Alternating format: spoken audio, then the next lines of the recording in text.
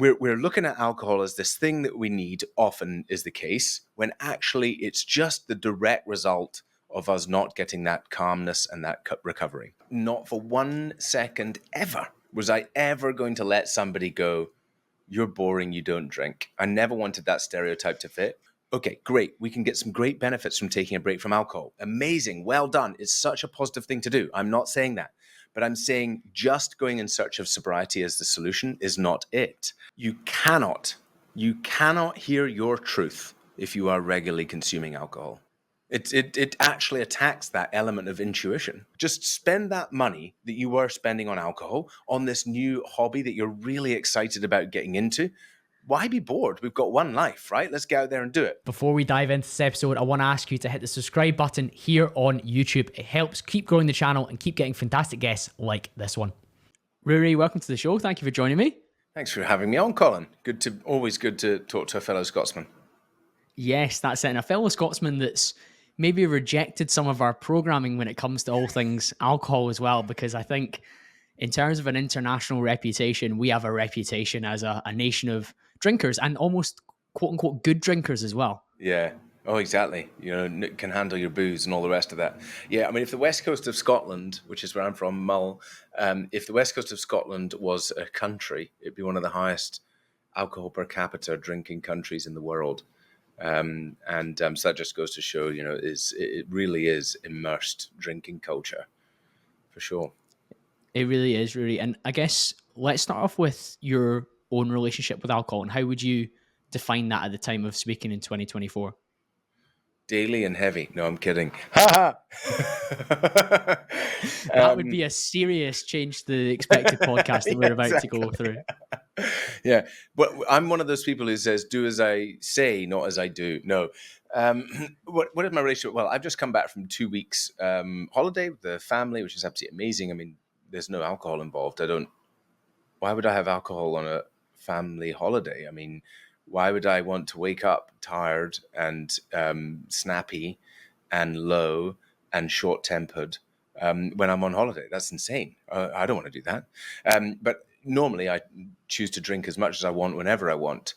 I just usually choose not to drink, just like that situation there.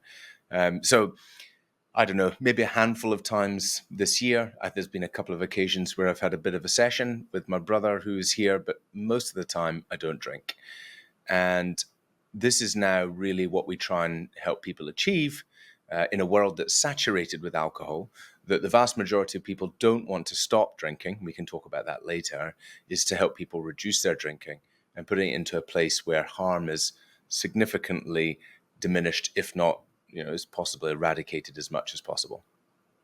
I think having this conversation in 2024, there'll be more people, especially in the type of audience that listen to a podcast like this one, that are willing to hear the conversation. Whereas I think when I first started experimenting with what I would call elective sobriety, and I know you've got some brilliant terminology that we can maybe dive into, probably around 2014, when I graduated from university, I just started to drink an awful lot less, to the extent I pretty much drank none at all, and very infrequently now. Back then, there was a lot more inertia in my way. And nowadays, I think when I put up the title of this podcast, whatever we choose to call it, Ruari, I think there'll be less people who have a visceral reaction and think, oh, fuck, I'm going to get preached at about not drinking. They're going to be like, I'm actually really interested to see what might lie on the other side of me reassessing how often I intake this particular substance. Yeah, absolutely. That is where we are fully, squarely aimed at it. So if we break that down a little bit into its constituent parts, the first thing a decade ago that I realized when I decided to start changing my relationship with alcohol, I was early 30s in London as an oil broker, and alcohol was just hugely prevalent. And yet I knew that I wanted to do something differently, but every time you talk about it, every time you say it, you're like, hey, I'm thinking about not drinking. People are like, what the fuck? What are you talking about? Don't be crazy. And so that all very much kept me stuck in the glue. And then when I looked out there for the help, it was, oh, well, you're an addict. If you're thinking about not drinking, you've got a problem and you're an addict and you need to be sober for the rest of your life. And I was like, but I'm not, that is not me. I know that's not me. Am I? I went to 2 AA meetings on some recommendation, and I was like, I'm nothing like this. That's nothing. I'm nothing like that. I'm very sociable, and I'm out a lot, and I love to party. But for me, I mean, I never lost control, if you like. Some people can lose control and still not be addicts. I mean, it was interesting.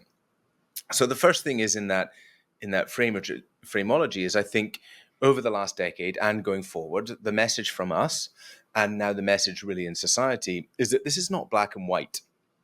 It's not either you're drinking or you have a problem, even though that is very linked in society. So if you tell people you're not drinking, they say, "Oh, I didn't realize you had a problem." And that is really big, certainly in baby boomers, the older generations. People just can't understand why you wouldn't drink. Perhaps more your age, Colin, it's more acceptable. Perhaps when you don't drink, people are like, "Cool, I'll get you an alcohol-free beer," which is amazing. It shows the cultural change and everything else. There's been So growth. yeah, there has been progress. So the stigmatization of that, which in essence kind of creates this aversion in society. People say, well, I'm not an addict, so I'll carry on.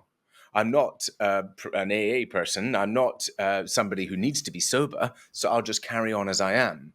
And so this is why we needed to try and widen the conversation here and just say, hey, look, hang on a minute. Let's look at this from a different perspective, right? That ultimately, you want to be healthier, you want to be fitter, you want to be happier, you want to improve your business, you want more productivity, you want more wealth, you want to lose weight, you want more clarity, you want, a plethora of health issues to evaporate, right? Or to be reduced. Why not just give a shot at taking a break from alcohol or changing your relationship with alcohol? Now, over the years of running this organization, now helping hundreds of thousands of people all over the world, we run one of the largest alcohol prevention programs in the UK. We have customers in 138 countries. The impact of the organization that I have built is huge. We've had a lot of conversations with our users over the years. And here's what we found. We found some people saying, no, I'm not ready to sign up to a 30-day challenge or a 90-day challenge. I don't want to stop drinking. So we put together a piece of research and we put it out to the world, and we had over 40,000 people take it. And part of the question was, in an ideal world, what would you like your relationship with alcohol to look like? Okay. Now, around about 30% of those said, I'm fine as I am, or something of that ilk, right? So those people are in denial. We'll get them later. 6% of people said that they wanted to stop drinking. 6%. And so this is, up until last year, right? So even in today's age, when there's this massive increase in talking about the sober movement and people changing their relationship with alcohol, look at the data. Alcohol Tiny. consumption is growing. Alcohol consumption globally is growing. Alcohol consumption in the UK is rapidly growing. Yes, we had a lovely decline from 2004 in the UK all the way to the pandemic, but then it shot back up again, right? So alcohol consumption is growing globally, and yet not that many people want to stop drinking. And this is why the conversation that we need to have with people is about reduction. The conversation we've got to be is like, say, look, there are many, many, many different tools for different people and many, many different things. There's not one way, again, propagated by AA or similar programs. This is the only way and the only way that works, and you must do it this way. Guys, gals out there, if you ever come across something that says it's the only way, run, because it's a lie. There's inherently, there's no one way. And so we need to look at the individual, we need to look at the circumstances, and we need to try and work on those various different things that are driving the behavior and help them reduce. And that is now what we are all about. Completely on board with that. And I think that's why people resonate with that sort of message. And you used the phrase just there. I've got a clip that went bananas on YouTube Shorts and TikTok when I said that alcohol is the only drug. If you say you don't take it, people assume that you have a problem. Yeah. And the reaction was a lot of people being like, thanks for verbalizing this. I felt so much pressure to take this, even though I don't really want to.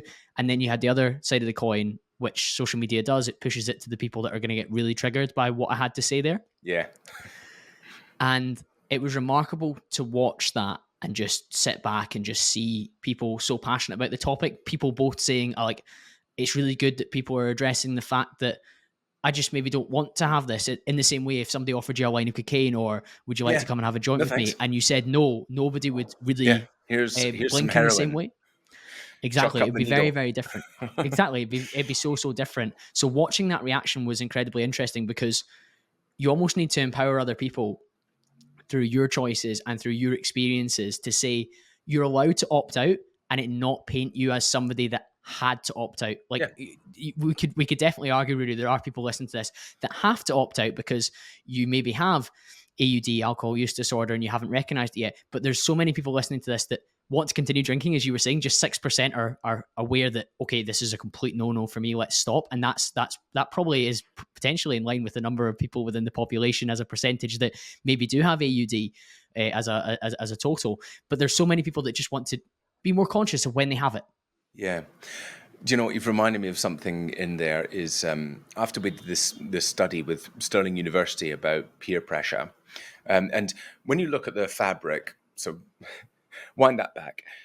You start off with alcohol advertising, and okay, there's a society element, but alcohol advertising jumps on the society element, right? So back in the day, alcohol used for socializing. And then over the time, alcohol industry, trillions of dollars is here, mummy wine time, great for stress. Look how beautiful you can look drinking this champagne. So we start to make those associations. And then when you do that on a mass level, then humanity, society takes over, right? So the marketing is done by the people. And they're like, come on, let's go for a drink. It's fun and blah, blah, blah, and all of that stuff. So one of the things that we did with Stirling University was to say, well, how big is this peer pressure? So we put out a piece of research, and I mean, it was huge. 84% of people in the UK experienced bullying, which is effectively what it is, from friends to drink alcohol.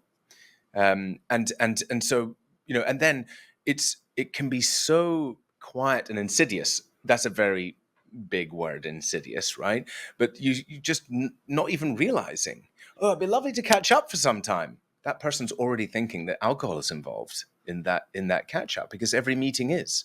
We should really get together for a beer, or let's see. I mean, it's almost the normal terminology. You don't say anything else, do you? So that element of the peer pressure, we realized, was just so huge. Off the back of that, we started working on a bit of a campaign, which we never launched. But imagine as an example that racism has become not okay publicly. Okay, we are now more gender aware, or we are learning through society that you can or can't do or say some things. And I feel a bit like that's missing here. I feel a bit like if we could gather everybody together, right, and unite over the phrase break the peer pressure, as an example, and just create some of the big campaign that is about, you know what, I'm not going to ever give you peer pressure. I'm never going to give you that. And I'm holding up to say, I will never pressure you to drink alcohol. I'm going to be a part of that. And you get a bit of a snowball effect. We would decimate alcohol consumption. We would decimate it. I practiced this myself. The moment I changed my relationship with alcohol, every single time I went to lunch, everyone was on the beers. Pints straight away. I'd sit down and go, pints. Yep, everyone said pints. And then when I went to lunch and I said, I'm having a water, suddenly 5 out of the 10 people there were like, you know what, I'm going to have a water too. It's a ripple effect. I really, really believe that. And I think that's really important because the environment you were in as an oil broker, there was a lot of corporate lunching, there was a lot of the entertainment side of things. Yeah. And I think I've heard you say the phrase before. Somebody described it as corporate suicide if you chose not to drink. And if that's not peer pressure, I don't know what is. You're Yeah. putting your livelihood and your progression within this industry that you've poured your life and soul into, Ruari, and you've reached a really good level. But guess what? You're capped now because you're not going to get drunk at lunch with us. You're thinking, oh my goodness, I cannot for the life Yeah. of me stop drinking. Yep, exactly. And that stopped that kept me from doing it for a very long time. I think it's very different now. It's a different industry. I mean, I walked back into the office I used to work in the other day, and everyone's ripped. I mean, literally. I'm like, what the hell? They've gone from fat, lazy, drinking all day to now actually being really health conscious and looking after themselves. So that is a really interesting shift. And I think people want to go out less. And I think there's more restrictions in the market and people can be entertained less. So I think it's very, very different now. But it still exists for many people today. And we do a lot of work with business owners, some very large business owners, lots of employees, and our conversation with them is, are you being inclusive? Are you creating a really truly inclusive place where somebody who is choosing not to drink is feeling completely included?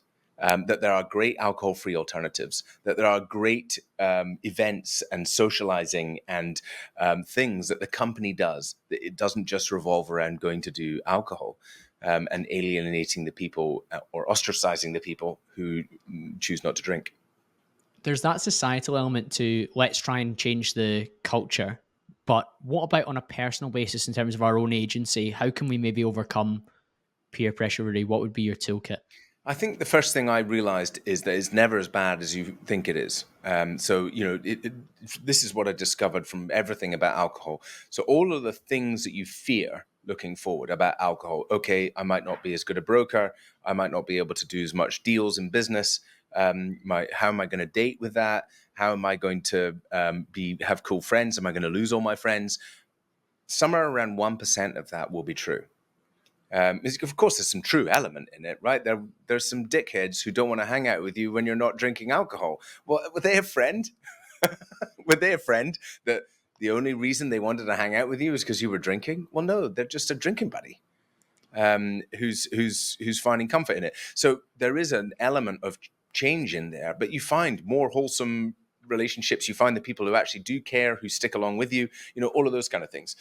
So I think that, I think that going through the process of the fear of doing it, again, there's loads of other things that you can do to break through peer pressure. So, as an example, in some situations, there is no question that I'd be at a disadvantage if I wasn't drinking. In the oil industry. Now, this may not resonate with 98% of people, but particular customers who just would not do business with me if I wasn't power drinking with them. And so in those circumstances, I would stealth drink. I would go and I would tip the barman. I'd say to them, look, whatever happens, whatever they order, mine is alcohol free, and just keep it hush hush. If they order a pint right in front of you, you take a sip out of it or two, then you go off to the bar, pour it away, get your alcohol free beer in the pint, get back to the group. So had to do a bit of stealth drinking back in my time. When it comes to being actually in the moment, one of the greatest tips I can give you is that because our relationship with alcohol is now a clan sort of, this is what our clan does. It's Okay? tribal. It's very tribal. I wanted to, since we're both Scottish, I wanted to use the We could say clan. Scottish term. And so, when you decide to change your relationship with alcohol or reduce drinking, the people who know and love you, they think that you're leaving the tribe. And if you leave the tribe, you die. So they're going to try and protect you and bring you back and everything. And there's lots of psychological stuff going on for them. They don't understand it and everything else. So that's kind of what drives that peer pressure. And if you leave doubt in there, right, then it's very likely that pressure will increase because they feel like they can push the door open. So how it goes is, You're a maybe. I completely agree. It's I'm so thinking true. I'm not going to drink tonight. Fucked. You'll be drinking in 5 minutes, right? Or I'm thinking about not drinking for a while. Anything like that. And this is literally why we have people practice in the mirror for the moment they're going up to the ringleaders. You always identify the people who you think are going to be the hardest to tell that you're not drinking or whatever it is. And just get that statement ready. For me, or for us originally, and that's why we created 1 Year No Beer. It's like, I'm doing a 90-day challenge with 1 Year No Beer with this company OYMB, and I'm getting ready and fit to do a triathlon. Do a And marathon, or I've got this packaging it coming up. into Yeah. this, packaging it into a time period, and with a legitimate reason of why that time period almost dissolves peer pressure, right? And you've got people going, "Oh, that's great, well done, good for you," because they contextualize it. But you saying, "I'm thinking about going sober," as an example, that's you leaving the tribe forever, and they're gonna question that. They're gonna fear it. So tools like that. I love those tools. For me, initially, it was always bringing the car.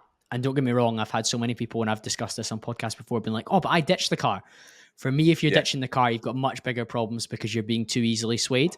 But for me, initially, it was always Yeah. like, oh, I'm going to take the car. And I would be like, oh, actually, I've got golf in the morning, or I'm meeting a friend at the gym in the Exactly. morning, or I've got this booked in the morning. I would always have something there for me to rely on. But now I've done that so many times, pretty much a decade of hardly ever drinking in the UK whatsoever. And it's been much easier to just push past that. But in those early days, it's really difficult. One thing I'll say, and it's probably helpful from a corporate perspective, when I go down to London with the team, I will go out for the drinks. And I've never drank with the company that I'm working for just now in the 3 and a bit years that I've been there. But I ensure that I am hyper present when I'm there.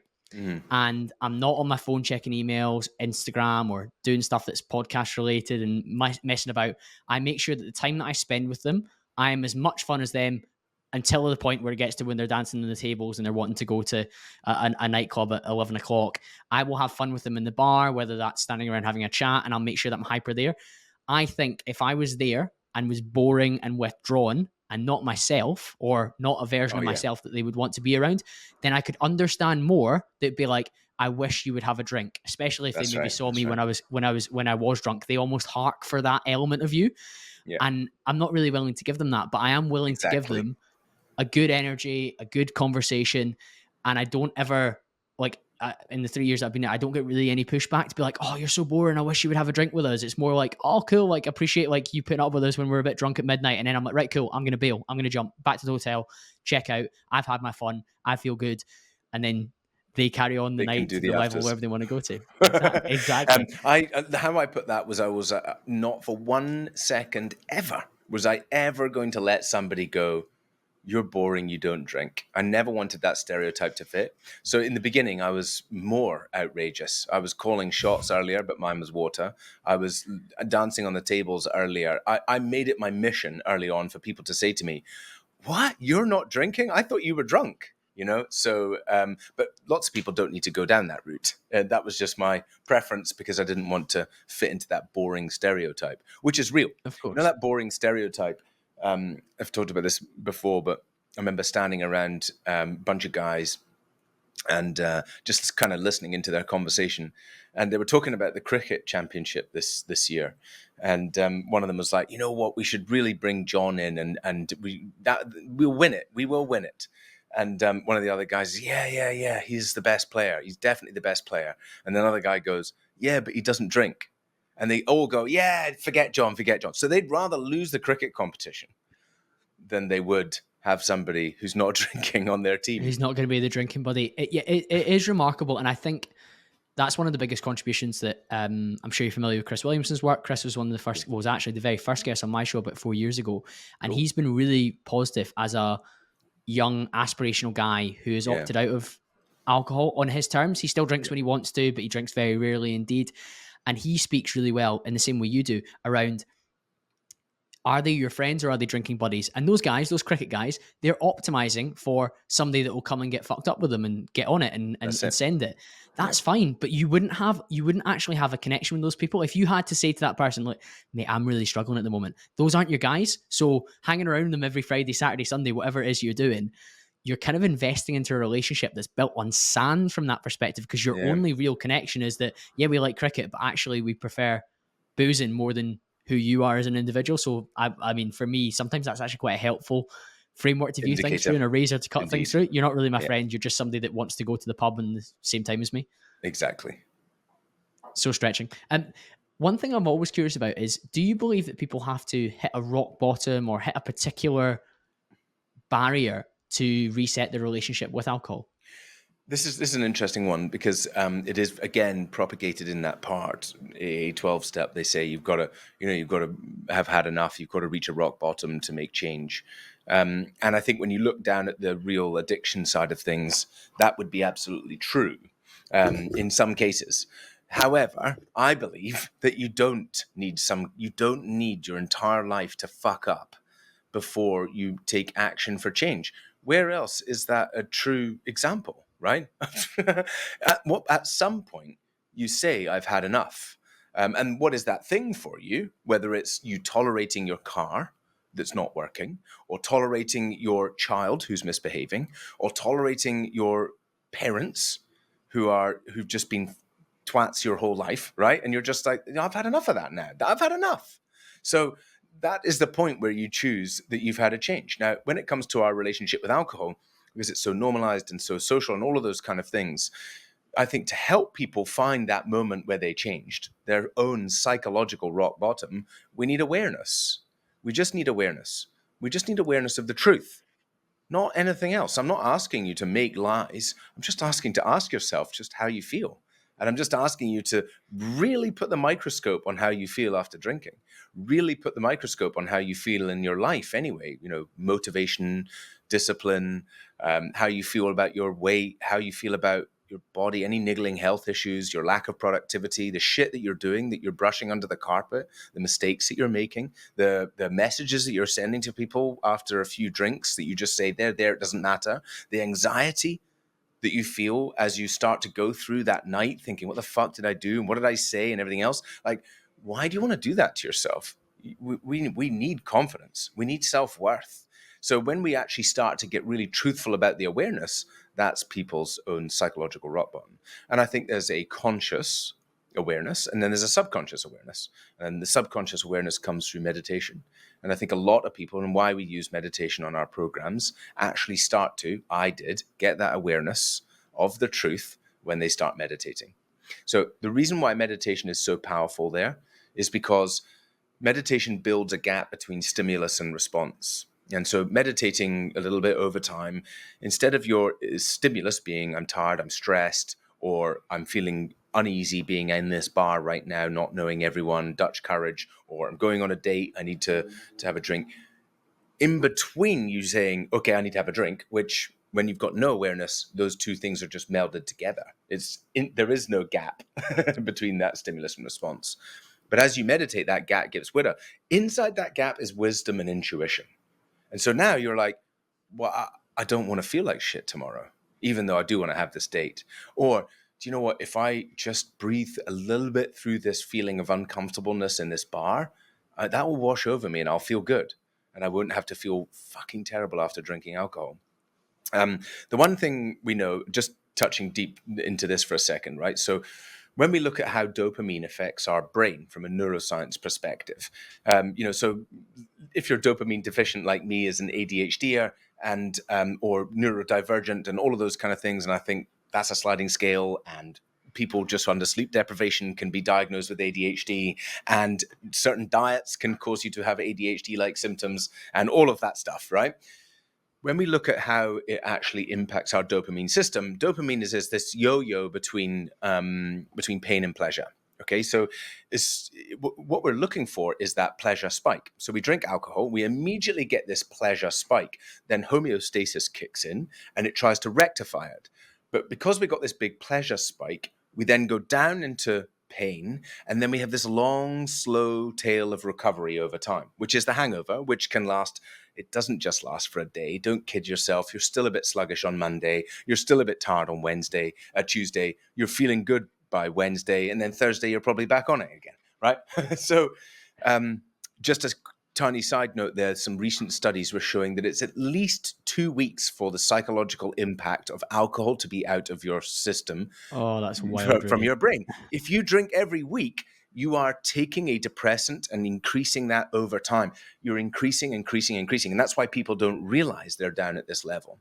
But hopping back to that dopamine system into there, right? So this long tail of pain, and interestingly, the opposite is true, right? So if you were to take sharp pain, exercising as an example is quite painful, right? It's painful to get yourself out there. It's hard to do it. It's stretching and being painful and difficult on the body. Cold showers, right? Cold showers release this huge amount of dopamine. So you get this big pain spike, and then homeostasis kicks in, and you get this long tail pleasure. And that is an incredible tool to realize what we're doing psychologically to our brains, and also how we can recover or repair from that. I think it's a beautiful visual representation when you explain that. And when you have that counterbalance with exercise or cold water or something that is short term hard but long term rewarding, it's the complete opposite. There's Yeah. the short term reward of the alcohol, but there's the long term pain, and it compounds as you were explaining. I think that's really helpful. And so many people can picture that. that gym session you didn't want to go and do, but you went and did it and you felt Yeah, great afterwards. exactly. That alcohol that you For a end up day having, or two, of course, because you yeah, had that. Yeah. it carried over. And I think as we have these conversations about dopamine and endorphins and all these different brain chemicals that have become far more popular to talk about now, we also need to have a really firm grasp of, and this is, I think, probably Andrew Huberman's biggest contribution to the space, is that the mind often follows the body. So what you do to your body, what you put in it, and what you do with it will quite often dictate what's going on in these top few inches. And that is so valuable to understand. And if we consider what alcohol is doing to all these different hormones at these different times and over a longer period, I think it becomes a more compelling case to take a more radical relationship with it away Yeah, from what the societal norm is. absolutely. Just, this is the thing. I think the awareness journey for people is, what are you talking about? Alcohol's amazing. I love it. It's amazing. And it brings me everything. And maybe that's where you are. Then I would just say, start reading, start learning about it. You've listened to this podcast. Come and listen to some of our podcasts. Come and listen to some of the science behind it, some of the proof. Come and find out about how much you have been manipulated to believe what you believe, and the tricks that the alcohol industry get up to enable you to constantly have that drink with you whenever you want and keep society drinking as much as possible. Do you know that nearly half of the alcohol industry's revenue comes from people who drink problematically? That means if the alcohol industry achieved their agenda of drink responsibly, it would half its size. No business is going to That's consciously commercial half its suicide. We spoke market about that, didn't we? share.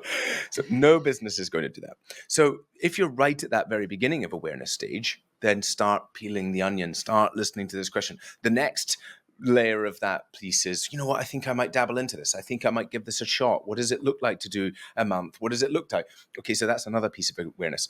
Then I'm a bit further down the curve. I've done that a couple of times, but my drinking keeps coming back. Great. Maybe I need a bit more support. Maybe there's something else underneath here which is driving it, which it is, by the way, and that's what we do. So just come and check out our programs. One thing I want to mention is we have this amazing resource. We've worked incredibly hard over the last 10 years to create it. It's on the front of the website, oneyearnobeer.com. You just go in there and you take our quiz, Am I in Control? And it will help you directly link and understand the various areas of your life that are driving this compulsion for alcohol and or any compulsive behavior. What are some of the common ones that come up, Rudy? Well, I mean, so number one, and the major driver of most of our seeking to numb out, whether that is having a drink, binge watching Netflix, doom scrolling social media, eating cake, you name it, is our past experiences as a child, which could be talked as trauma. But when you say trauma, a lot of people say, I don't have that. We all do. We all have moments in our childhood where we perceived something we didn't understand because we didn't have a prefrontal cortex. And because we couldn't understand it, we felt an emotion so intensely, and then we were taught to pack that emotion down. Now, those emotions are highly toxic. They cause autoimmune diseases and disorders. They cause Alzheimer's, dementias, all sorts of problems, and they're a major driver of addiction and compulsive behavior. So we have to start to do the work on those things. Now, we also subscribe to the fact that a lot of therapy doesn't really work. We know that sitting from a neuroscience perspective, sitting talking about our problems actually builds neural pathways around those. So that's not the work that we do. We recommend doing body work, somatic experiencing, breath work, meditation, right? Working with somatic therapists, which is about working with the emotion. I don't need you to tell me about your dad spanking you or your mother denying you love or being a narcissist. I just need you to feel the emotions that you felt, and then I'm going to help you process those. So, number one, past experiences as a child is usually the major driver of compulsive behavior. Number It's helpful you two, bring that up, Rudy. yeah, Just before we go to number two, we've no problem. just recently had Dr. Robert Glover on the show. He's the author of No More Mr. Nice Guy. And he was speaking about how important those formative experiences are, particularly if as a child, and this is not from a form of abuse, but if particular needs weren't met, that's all stored. So exactly what you're saying there, you don't have to have been through a traumatic event, whether that's No. something sexual or abusive. It could just be something that you stored in those early stages that you didn't quite understand at the time, and you now have some sort of stress response. And he talked about self-soothing behaviors, and I cannot think of a more common self-soother, apart from maybe screens and social media nowadays, than alcohol. Absolutely. And Alcohol. it's so Yeah, common. But sorry, number two, Rudy, that's let's it. go. No, that's exactly it. It is a numbing agent. So if you are drinking alcohol regularly, you are numbing out something. And then that's the question is what is that? And so number one, past experiences, trauma. Now, this past experiences, these stuff are very impactful on your central nervous system. So we have our fight or flight, sympathetic and parasympathetic nervous systems. And cortisol directly drives us into sympathetic. Alcohol creates cortisol, but also increases the production of cortisol over time. So what that actually means is regular consumption of alcohol over time will continually debilitate your ability to deal with stress. So when I say that to business owners, looking forward, do you want to get freaked out by absolutely everything in a nanosecond, or do you want to be able to handle more stress calmly? Because you are literally, every sip of that juice is attacking your stress coping mechanisms.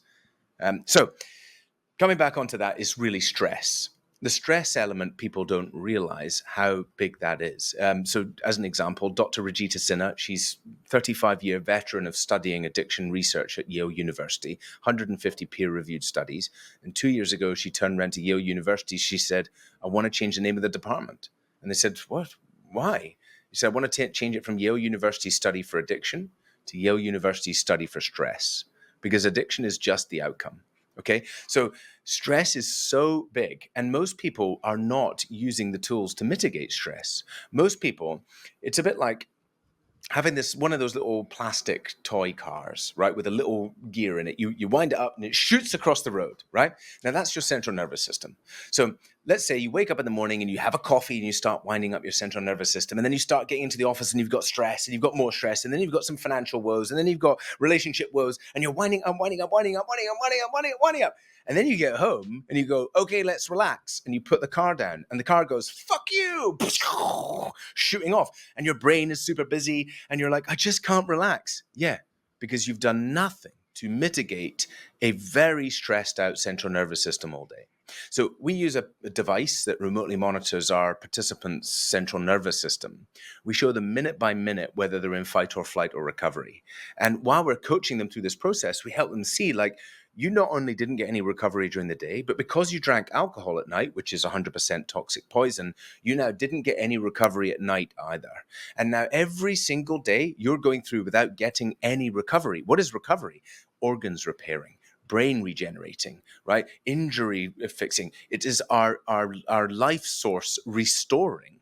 And that is not happening because of the way we're living our lives today.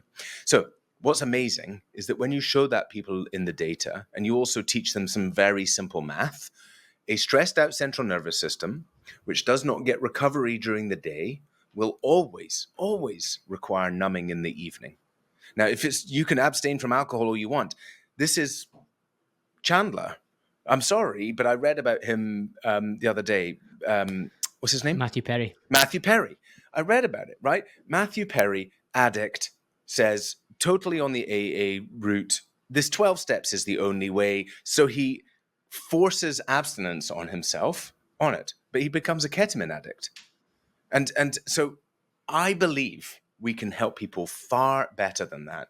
And coming back onto that stress element here and how stressed out people are, we're looking at alcohol as this thing that we need, often is the case, when actually it's just the direct result of us not getting that calmness and that recovery. And by the way, you can do as much stress resilient work as you like. You can teach yourself all of the breathwork tools and the meditation tools. But if you don't do the work on the first one we talked about, it is a dysregulated nervous system from trauma. You have to start with number one.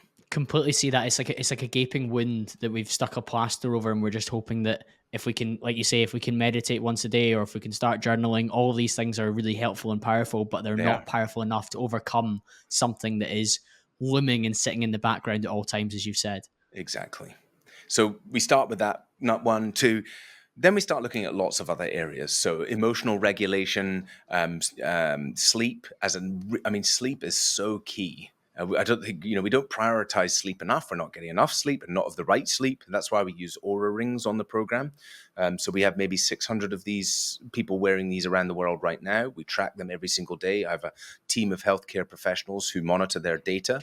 When we see things like poor sleep, people traveling and things like that, they get a message from us. You are many more times likely to desire compulsive behavior because of your poor sleep last night. You need to mitigate that. Otherwise, you're at risk of having a drink. Now, people don't understand because they're like, I'm in control. I'm fine. They go on a long haul flight and now they're suddenly really feeling like a drink. And you're like, well, yeah, that's sleep It's drive. all linked. Yeah, it's so true, and that's why so many people that when I've done a number of different fitness photo shoots over the years, and during the kind of 12 weeks where you're cutting a little bit harder, many of the people that have taken part in the program have abstained from alcohol during that period because, of course, it's on your hangover day that you're the most likely to cheat on your diet. You're Binge. not going to hit your step count. You're not going to do the meal prep that you said you were going to do on the Sunday for the Monday and the Tuesday and the Wednesday that you were wanting to do, because it's almost like, and I know some people will disagree, like your willpower has been depleted and you just don't have that same level. And we can use whatever No, analogy we want. The battery is flatter, so you're much more likely, as you said,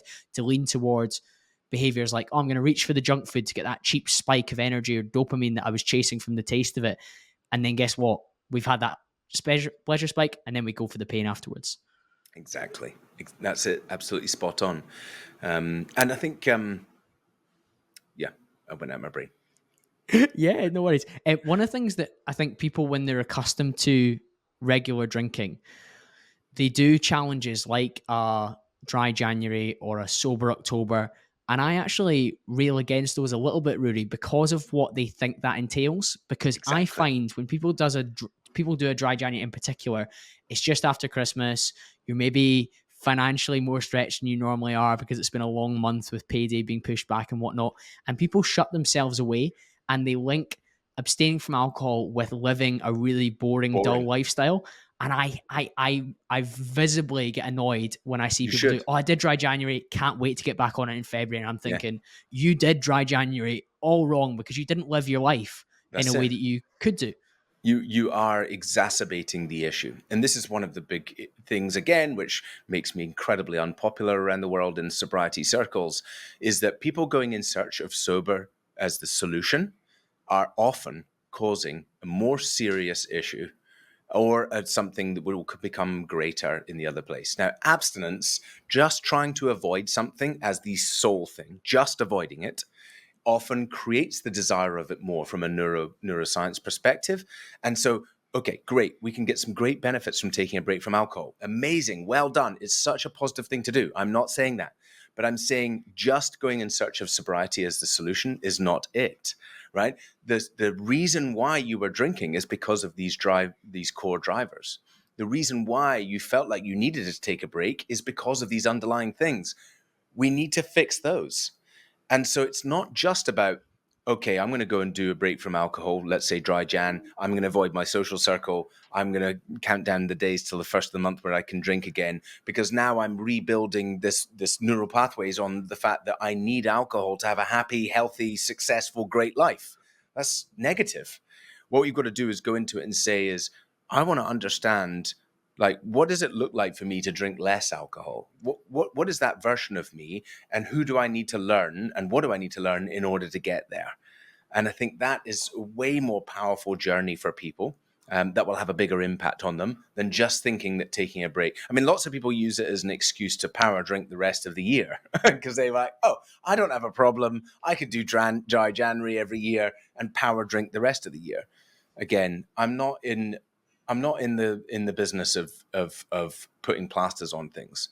I want to help people in the most significant way. I want to change people's lives for good. I want to send them on a new trajectory. I say this to my sales team all the time. Our job is not to miraculously fix someone. That is not it. We're not here to give them some kind of magic pill where they're fixed forever. Our job is to steer them in a new direction so that every single day, every step they take, they're moving in a newer, better version of themselves. And that means as time goes on, they just keep getting better and keep getting better and keep getting better and keep getting better. Yeah, One of the things you mentioned was when you went into your old office, the guys were healthier, more ripped, more vibrant. most. when somebody takes a break from alcohol, whether it is a dry January or sober October, and they maybe do it that way where they shut themselves away, I think one of the challenges that some people find is they actually have more time than they're actually used to.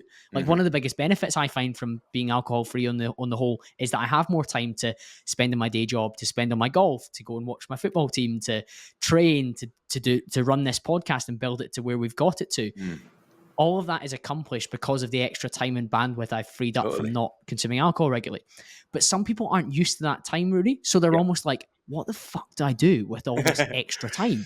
And it's a bit of a concern. So I can see why when you go into the office, you see these guys have turned their hand to maybe triathlons or a high rocks or something like that. And I really do think it's a void that you want to create, but some people aren't used to that void. And maybe it's generational trauma or something that's sitting there. They're like, I'm not worthy of this time. I'm not worthy of this. Almost, It, almost, almost. So there's some really interesting stuff around here about A, time, B, boredom. Okay. mm, So alcohol is the solution to boredom. It's great because I'm bored, so I'm going to drink. And boredom is an incredibly difficult. It's not boredom itself is not difficult, but what boredom leads to. So boredom touches into loneliness. And when we start getting to boredom, when we feel loneliness, loneliness is one of the most difficult emotions because we felt that as a child very significantly. So if you look back at babies and their mother departs from them, they do not know that that mother is coming back. It is so emotionally impactful. Then we use tools, certainly when I was growing up, being crying it out in your room. I actually grew up in quite a big house, dark, scary, all of that. So loneliness for me was incredibly painful. And so loneliness being painful then creates this drive to A, not be lonely, but B, not be bored. And so I can't sit with myself. And there are a lot of people, very successful business owners, very driven people who are actually just running away from loneliness. They're running away from that past there. And what's the difference between drinking too much and working too much? They're just addictions. They're compulsive behaviors. Um, so, one's so societally rewarded, one's yeah, not. very societally rewarded, right? I mean, you get a lot of positive benefit out of the work addiction, so that's why it's definitely a better one to have if you're going to swap to. But hey, let's stop running away from things. I think is the core part. So just bringing that onto what we were talking about. Not only are a lot of people running away from those difficult feelings. I lost it. You'll have to. I do that Yeah, a I'll lot. bring you back, really. The One, ADHD is yeah, but do you know what? I think that's why when I listen to your content a lot, because you've got so many different ideas popping off, I think that's why you bring so much variety and ability to bring a listener with you and be like, oh, I know what Ray's talking about, or I recognize that in my own life as well. Do I, But for or me, I do I think, just confuse everyone? I well, can see your face sometimes. You're like, where the fuck is he going now? oh, I'm nodding along and enjoying it. Don't worry. No, in terms of that escapism piece, though, I think that's what we were going Yeah, towards, where somebody doesn't almost feel worthy of having that extra time, or they're not willing to sit within that boredom or that loneliness. So escapism could be drink, drugs. It could be porn. It could yeah, be whatever it is. Scrolling social media, doom scrolling for hours and hours and hours, binge watching Netflix. All of these things are on a sliding scale of potential severity. It could be overworking. yeah. If people don't address that maybe core cause of that fear of loneliness or that fear of being alone with yourself, then that's such a huge concern. It is a huge concern, and I've now remembered where I was going and what I lost. You've got this boredom, and you've got this part in here, which is a big part. Again, dealing with that past stuff, but also you have a huge amount of people who have lost meaning, lost purpose, or lost challenge. And so we often have to help people decipher. As an example, let's say they've lost challenge. So an example of this is most founders and entrepreneurs are screwed in the head. That's the first thing. But they are they are if you're anything like me, they are incredible at the build. They're incredible at the build because it's that central nervous system absolutely going for it. They can deal with very high levels of stress. I mean, more often than not, they either think they're ADHD, are ADHD, have wondered if they are, right? All of these things. So the build is very, very important for them. And then they get into maintenance mode and they're successful and they're running a large business and everything else. And the challenge is gone for them. Now, a part of that is, like we talked about, that they can't be with themselves. which is what the stuff we want to do some work on. But the other part of it, because it's a double-edged sword, is just that you need challenge. Human beings need the struggle. We need the challenge. So don't be bored. Go and find some fun stuff to go and do. Like people used to say, I've stopped drinking now, I feel really bored. I say, go down to the newsagent store, a really big one, walk through the magazines and pick 3 you like. And then one of them, just go mad on retail therapy, whether it's kite surfing, kayaking, Land Rovers, 4x4ing, it doesn't matter. Just spend that money that you were spending on alcohol on this new hobby that you're really excited about getting into. Why be bored? We've got one life, right? Let's get out there and do it. The next step, or what we talked about, these core drivers, is meaning and purpose, which is huge. Lack of meaning, purpose is a major driver of addiction and compulsive behavior. Now, I just saw the research yesterday. We haven't published any of this, but we are working with some universities to start publishing some of our amazing results that we're getting on the programs. But that actually meaning and purpose is one of the main things people, once they'd come through the program, had discovered that was lacking in their life. And the program I'm talking about is not cheap. It's £10,000 for somebody to come through that program. So it's mostly business owners, executives, things like that. They come out the other side of that program, have built very successful businesses, got very successful careers, and they realize that the main thing for them that's driving it is a lack of meaning and purpose. And so lots of people have climbed the wrong tree or going in the wrong direction or have lost the love of the thing that they are doing. And so I think getting how important that is when lacking in meaning and purpose. We need to have the right direction. So powerful. And there's a phrase that often comes up in the podcast. This is Tony Robbins' quote, that progress is happiness, which was that first point you were relating to. We must be working towards something, because when we pause and stop, we're a bit like, meh. Especially the kind of people that listen to a podcast that's about self-development and bettering themselves. They're looking for, oh, what can I work on? And it's not always from a negative place. Often it's from a place of like fulfillment, and they want to chase more. But as you say, if you're missing that, and then if you're missing a purpose and a mission and something like that, then I mean, I see it really often. Maybe people that I know that work in jobs that they just are not fulfilled by. They don't feel like they're contributing to something. They just clock in, clock out. Of course, they're counting down the days or the minutes till Friday, 5 o'clock, when they can get on it and escape from their own head and chase that fulfillment and that excitement from something else. Yeah. And it makes total sense that they find that in alcohol, but equally, you've mentioned so many different other areas that they can potentially go and find that in. And if they don't address that underlying thing, then they're always at risk of falling into substance abuse. Yeah, exactly. It's so key, and we're realizing more and more how key it is for people. And I think with a lot of people, it's a slight change of direction often fixes it for them. Doesn't need to be go and blow up your entire life. Often they can change it within what they're doing. A perfect example is he's second in command at one of the world's largest banks.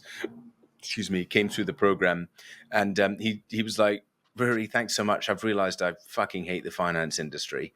What do you want me to do about it now? I'm on the fucking website. And I'm like, look, let's just sit down and talk about this. Like, you get down into your core and we look at these strengths, we look at the values, you look at your morals, you look at who you want to be and the impact that you want to have on the world. And he's like, I realized the thing I'm missing most is helping others. I just don't feel like I do that enough. So he had this idea to create a coaching department that he would be the running, if you like, coaching the junior executives up into the senior leadership team. And you got that passed not last year, the year before. And he now runs this coaching department. He's lit up like a Christmas tree because that's much more connected to his element of meaning and purpose. I think that. And sometimes that's only possible, really, when you remove the stimulus, like you say, because you were talking about gap between stimulus and response. That gap's is so small or non-existent if we drink so regularly and we just numb ourselves so regularly. You can't. But when this man was able to create this gap on a more regular basis, an extended period of potentially being alcohol free, it made so much more sense for him to realign and be like, oh, well, this is what I want to do and this is what I want to head towards. So I do think that even for people that are maybe on the surface smashing it, but they're not quite sure why they need to keep escaping so regularly, the answer might be that you need to withdraw, do some self-work, and actually point yourself in another direction. You cannot hear your truth if you are regularly consuming alcohol. It actually attacks that element of intuition. It reduces wisdom. It's starting to attack our prefrontal cortex of rational decision making and morals. So you cannot know what that truth if you're regularly consuming alcohol. And I think the beauty about that is, if you want to get in touch with your truth, then why not just take a break from alcohol for a little bit and see what Absolutely, comes up, Rudy. see the noise, what's going on in there. A lot of people are using alcohol because of the noise. And that's what we've used to cope, right? The noise is noisy brain, judgment, self-criticism, self-deprecation, problems in your life, difficulties with marriage, relationships, bills, everything else. Alcohol is the solution because it switches it all off. But the magic is in when you start listening to that stuff, because it's all trying to sell you important things. And when you start listening to those things and then changing them, that's what sort of transforms your life. Of course, and I think if you look at your own story, Rui, you were working in a field that, yeah, there was a lot of enjoyment, but look how you've transferred out of that and built something that's truly meaningful, and it has that positive ripple effect as well, where you feel Yeah, like you're doing things well. You're like the rising tide that's raising other ships with you, which I think a lot of people are dying to try and be that kind of person for themselves and for their peer group around them. exactly. I think that was a huge element of that is building something with meaning, and it's always my recommendation people to follow that. And yeah, I think the encouragement to be, but again, I'm not saying that everybody needs to leave the finance industry, and I'm not saying that everybody needs to leave the thing that they're in. It is actually smaller tweaks, and I started doing it originally when I was there. And one of the reasons why I'd be confident going back into it, I would be a very different human, is that I was, commuting by tube into a windowless office in central London. So then I just knew that I needed to get on my Brompton, and I needed to get the park during the day, and I needed to go to the sea at weekends. And there was all those sort of things that you could put into play where you get more of that sense. And then your sense of contribution. How am I contributing? Because I don't feel like my career does. So what can I do on the side? What's the thing that I can do a little bit of? Whether it's just contributing to a soup kitchen, or volunteering at a homeless shelter, or some kind of contribution part to that makes me feel more connected. Wonderful questions to ask ourselves, Rudy, and a really cool note for us to wrap up on. I've loved today's conversation. I'm sure the listeners have as well. If they want to continue the conversation, where should they head towards? Absolutely. Well, oneyearnobeer.com. We're all over the interwebs. So have a look at One Year No Beer.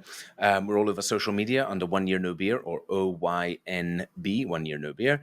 You'll find me as R Fairbairns or Ruari Fairbairns, which is an absolute bastard to spell. But if you kind of put in Ruari Fairbairns in any format into Google, it'll pop up. I'm the only one out there.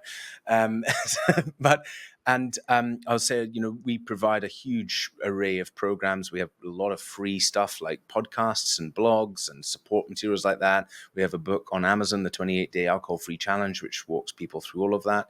I think it's about £6. We have courses and programs for taking a break from alcohol, challenges, and all sorts of things like that. So we have a huge array of programs to support people wherever they are, whatever they're trying to achieve, as long as it's in the direction of trying to change your relationship with alcohol. We're here to support you. And I think the Well last thing to say positioned. is, I wholeheartedly guarantee you, out of 10 years of doing interviews and podcasts, I've put this challenge out on every single podcast. And to date, nobody has ever messaged me. And that is, I absolutely guarantee you that if you take a break from alcohol, it will have positive impacts on your life that you never realized, possibly never even imagined. And so, what is there to lose? Just give it a shot. I love it, Rudy. Thank you very much for that. Those links will be in the show notes. Thank you to Rudy, and thank you to the Thank you for listener. having We'll me be on. back to speak to you all again very, Thanks. very soon.